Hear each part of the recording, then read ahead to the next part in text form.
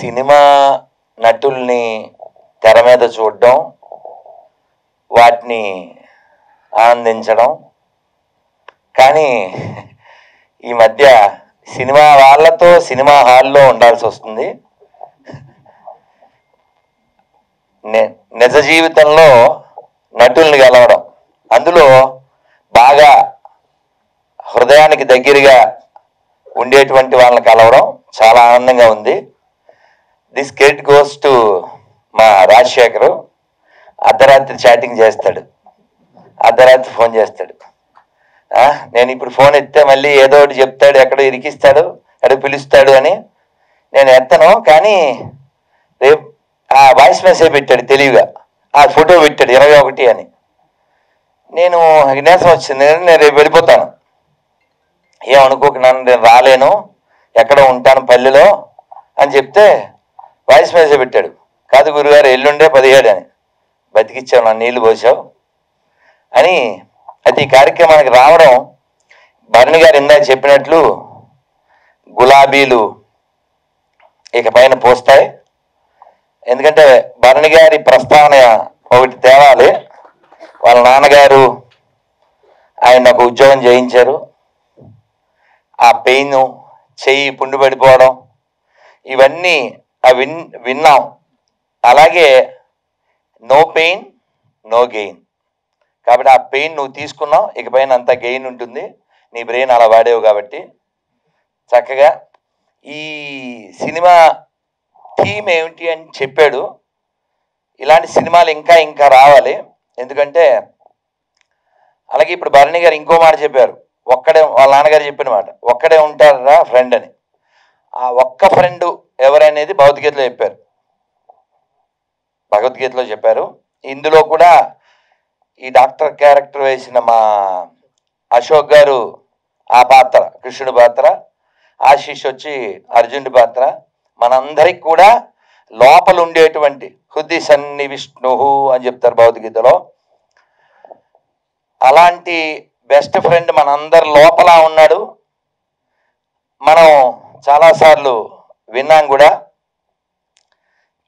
ప్రపంచం అంతా మనం వాళ్ళని ఏదో నటులు అని అనుకుంటాం, కానీ మనకంటే వాళ్ళు బాగా నటించలేరు. అవునా కదా? అవునా కదా? మనం రోజు నటిస్తాం, వాళ్ళు ఓన్లీ సినిమాలోనే నటిస్తారు. అవునా కదా?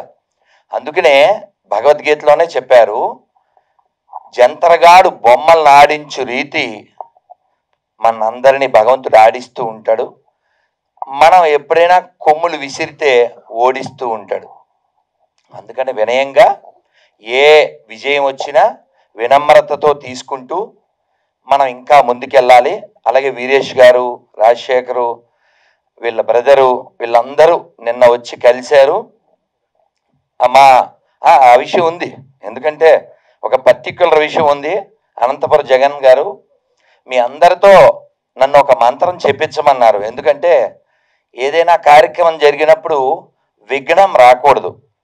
విజయం వస్తే ఏమవుతుందంటే ముందుకు వెళ్తాం, విఘ్నం వస్తే డేలా పడతాం. మన అందరం అప్ అండ్ డౌన్స్లో అప్సెట్ అయిపోతుంటాం. కానీ వాస్తవానికి ఎప్పుడైనా ఒక ఫెయిల్యూర్ వస్తే అప్సెట్ అవ్వకూడదు, అప్పలోకి వెళ్ళి సెట్ అవ్వాలి. అలా అవ్వడానికే నీ ప్రయత్నం. అలాగే సెట్ అవుతావు, తర్వాత హిట్ అవుతావు. గట్స్ ఉన్నాడు, హిట్స్ ఇవ్వగలడు అని నిరూపించుకుంటావు కూడా. సో ఈ సినిమా రేపు 21 హిందీలో ఏమంటారు? ఇక్కీసే కదా. సో చిక్కీస్ తింటూ ఇక్కీస్తున్నాడు, మనం అంతా లక్కీస్ అవుదాం. సో నేను రాలేకపోవచ్చు, ఎక్కడ ఉంటాను, కానీ ఇది స్నేహం విషయంలో హద్దులు ఎదురా అంటూ అద్భుతమైనటువంటి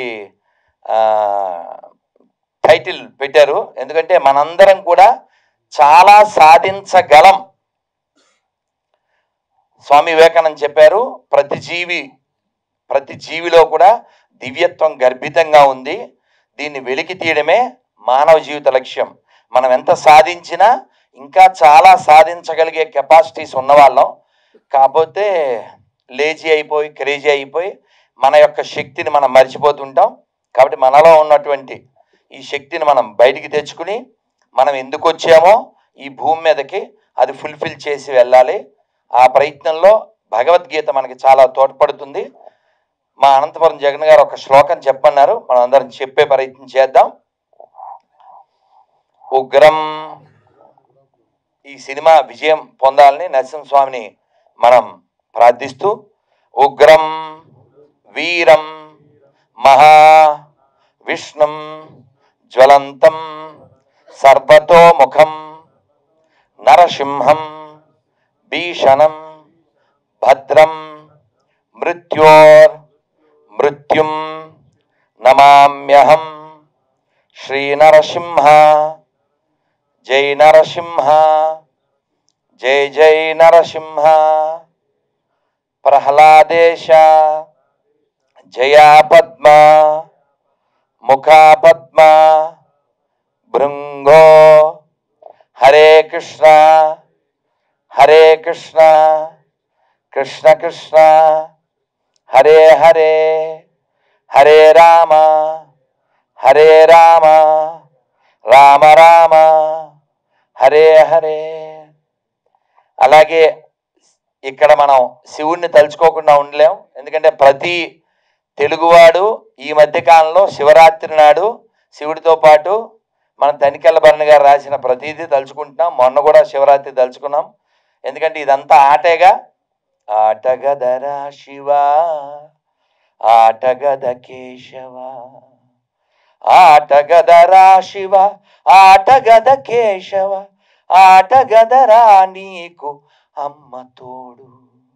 కాబట్టి ఈ ఆట ముగిసిపోయే లోపల మనం వేటాడేసి మనం ఎందుకు వచ్చామో అది మనం పొందే ప్రయత్నం చేద్దాం. ఆ విషయంలో భగవంతుడి యొక్క తోడ్పాటు మీ చిత్ర బృందానికి అందరికీ ఉండాలని. అలాగే రాజీవ్ కనకాల గారితో చెప్పాను, మీ పేరు విన్నప్పుడల్లా నాకు రాముడు గుర్తొస్తాడండి అని. ఎందుకంటే అన్నమయ్య కీర్తనలా చాలా బాగుంటుంది. రాజీవ నేత్రాయ రాఘవాయ నమో సౌజన్య నిలయాయ జానకీశాయ. ఆయన సుమాషియ కదా, మరి సుమకి ఈశ్వరుడు కదా ఆయన. అందుకని మనం అందరం కూడా ఆనందంగా ఇలాంటి చిత్రాలు ఇంకా రావాలని, చిత్ర మాధ్యమం ద్వారా ఎన్నో అదే ఇందాక భరణి గారు చెప్పినట్లే ఆ మిథునం సినిమాని నాకు అది ఉన్నట్టు తెలీదు. అంటే సినిమాల విషయం మనకి తక్కువ ఉంటుంది కాబట్టి. కానీ ఒక స్వామి నన్ను తినేశారు, మీరు చూడాలని కూర్చోబెట్టి చూపించారు. ఇంకా తర్వాత నేనే చూస్తూ ఉంటాను. ఎందుకంటే మన జీవితంలో ఉన్నటువంటి విషయాలు అందులో చూపిస్తూ ఉంటారు. ఇంకా విక్రమార్కుల్లో రాజీవ్ కనకాల గారిని, స్వామిలో రాజీవ్ కనకాల గారిని డిఫరెంట్ కదా, అన్నీ చూడాలి కదా. నటుడు అంటేనే అది కదా, నటుడు అంటేనే అది కదా. ఒక్క మాట చెప్పాలనిపించింది. ఇందాక పెద్ద ఎన్టీఆర్ శివుడు మీరు చూపిస్తే ఎప్పుడో లాంగ్ ఎగో విన్న మాట, ఓ గొప్ప దర్శకుడు ఈ ప్రపంచానికి పరిచయం కాలేదు అన్నారు ఒక ఆయన. ఎవరండి అంటే ఆయన్ని తొక్కేశారు అన్నారు. ఎవరు అని అడిగితే ఎన్టీఆర్ అన్నారు, పెద్ద ఎన్టీఆర్. ఎవరు తొక్కేశారు అన్నారు. ఆయన తొక్కేవాడు ఎవడు లేడుగా, ఆయనలో ఉన్న నటుడే అన్నారు కదా. ఆయన 20 పైన సినిమాలు ఏమో దాదాపు 18 డైరెక్ట్ చేస్తే. సో సినిమా మాధ్యమం మనందరి హృదయాల మీద చాలా బాగా పడుతుంది. అది గుండమ్మ కథ కావచ్చు, లేకపోతే ఒక లవకుశ కావచ్చు, ఒక మిథునం కావచ్చు. అలాగే ఈ హద్దులేదురా కూడా అందరి హృదయాల్లో మంచి పేరు తెచ్చుకోవాలని, మా వీరేష్ గారికి వీర విజయాన్ని ఇవ్వాలని, ఆ టైగర్ హిల్స్లా మీరు కూడా హద్దు లేకుండా ముందుకెళ్ళాలని, ఇంకా చాలా సినిమాలు తీయాలని, సినిమా ద్వారా పాజిటివ్గా ప్రపంచానికి సందేశం ఇవ్వాలని. అలాగే మీరు తెలివైన వాళ్ళు మరీ కూర్చోబెట్టి ముద్దపప్పులా కాకుండా మంచి థీమ్తో, మంచి మ్యూజిక్తో, వారి పేరేమిటి మ్యూజిక్ డైరెక్టర్ కమల్ గారు, వారు ఎక్కడున్నా ఈ సందర్భంలో వారి ఆత్మ ఆనందపడుతుందని కోరుకుంటూ, ఒకటి మర్చిపోయాను, మా గోపీచంద్ గారికి జన్మదిన శుభాకాంక్షలు. So happy birthday to you sir. మీరు ఇంకా సో తప్పనిసరిగా శ్రీకృష్ణ మద్రేస్తూ మీరు చాలా అంటే అంటే నేను ఆ సినిమా కొంచెం చూశాను, బిట్టు వీరసింహారెడ్డి. అదొక వస్తుందిగా ఒక మాట, సాహసం రాజసం అది బాగుంటుంది. అలా మనందరం కూడా చాలా గొప్ప వాళ్ళకి వారసులం, అది మర్చిపోకండి. ఈ నేల చిన్న నేల కాదు, చాలా గొప్ప వాళ్ళు పుట్టిన నేల. ఒక్క ముక్క చెప్పి నేను ముగిస్తాను. పల్లెటూరి పిల్ల అనే సినిమా 52లో వచ్చింది. ఇందులో చాలామంది పుట్టిండ్రు, బహుశా మాకు పెద్దనాన్నగారి లాగా మీరు అప్పుడు పుట్టారు. సో మా పెద్ద దిక్కు ఇక్కడ. సో అందులో ఒక పాట ఉందండి, చాలా అద్భుతం. రచించిన ఆయన ఒక కమ్యూనిస్టు, ఆయన పేరు కృష్ణ గారు, మంగళగిరి ఎమ్మెల్యే అప్పుడు. ఏమిటంటే అది, వీర రక్తపు ధార భారవోసిన సీమ, పలనాడు నీదెరా వెలనాడు నీదెరా, బాలచంద్రుడు చూడ ఎవడోయి, తాండ్ర పాపయ్య గూడ నీవోడోయ్, తాండ్ర పాపయ్య గూడ నీవోడోయ్. ఆ పాట చివరిలో చెప్తారు, స్వతంత్రం వచ్చిన కొత్త కాబట్టి, ఓ తెలుగోడా నువ్వు చొక్కాని అయి ఈ దేశ నావను నడపాలి అని. అలా పివి నరసింహారావు గారు లాంటి వారు నడిపారు. అలాంటి వారికి మనం ఆ గౌరవాన్ని కూడా కొనసాగిస్తున్నాం. అలా ఈ తెలుగు నేల మీద చాలామంది మనకు ఆదర్శప్రాయులు ఉన్నారు.